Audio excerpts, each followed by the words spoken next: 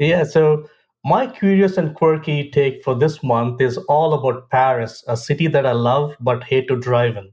Paris wants to be a city of 15 minutes. It wants to be a city called the proximity city. And they're not alone. We have Barcelona, Detroit, Portland, and Oregon. We have London and we have Melbourne, all modeling different types of 15-minute proximity cities that they want to do. Now, what's interesting in this is that, firstly, let's look at the problem side of the equation on why this is being driven in certain way. Cities are built into segments. Where you work, where you live, where you play, all have pre-designated, allotted, purpose-driven kind of a real estate infrastructure planning. They're not been designed for people to live around what their habits are. They've been designed around the economic value purpose of what a city can generate. Now, what it does is it creates a lot of what we call as dead zones in a city. If you've ever driven by a large metro city anywhere in the world, you'll have these amazing segments of greenery, buildings, skyscrapers, all of that. And you have these suddenly dead zones where you see, bricks falling off, road peeling off. And the reason why that they have done that is because they're unable to manage large cities because they're too segmented to actually manage. Now, what this proximity city concept does is it removes the dead zone. So, for example,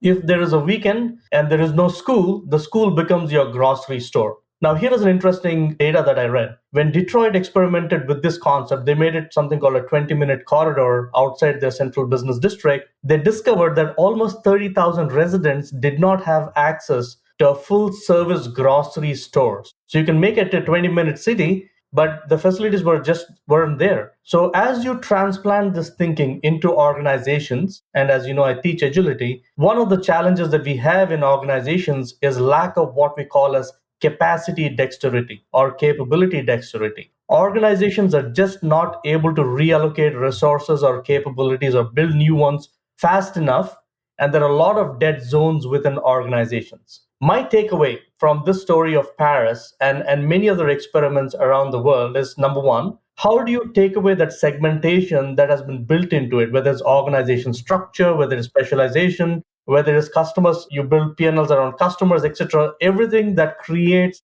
what we call as in-between zones or a no man's land in a parlance where there's nothing happening, but you're paying for it. And pandemic has proven it.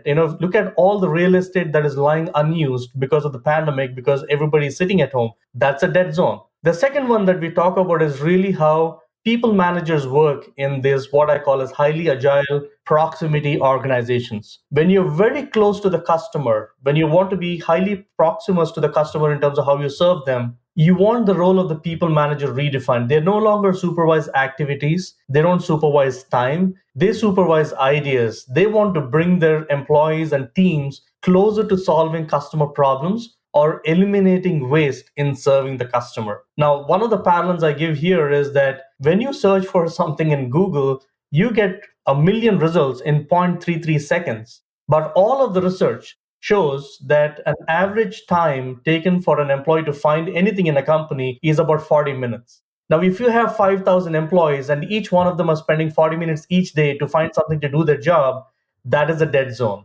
right? So we can begin to understand how now there is always a difference between vision and reality. And it makes a difference. Not everybody can go to work in a 15-minute radius. One place where I would like to see a 15-minute proximity thinking, Los Angeles International Airport.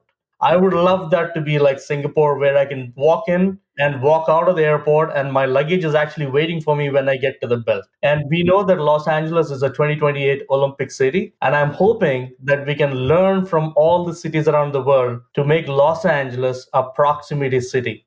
So the question I leave you with is, can your organization be a proximity organization to your customer? And in doing so, can you eliminate the dead zones? Can you rebuild managerial capabilities? Can you identify those dead spots and reallocate those capital resources, everything that you have, in creating outstanding capacity or capability dexterity?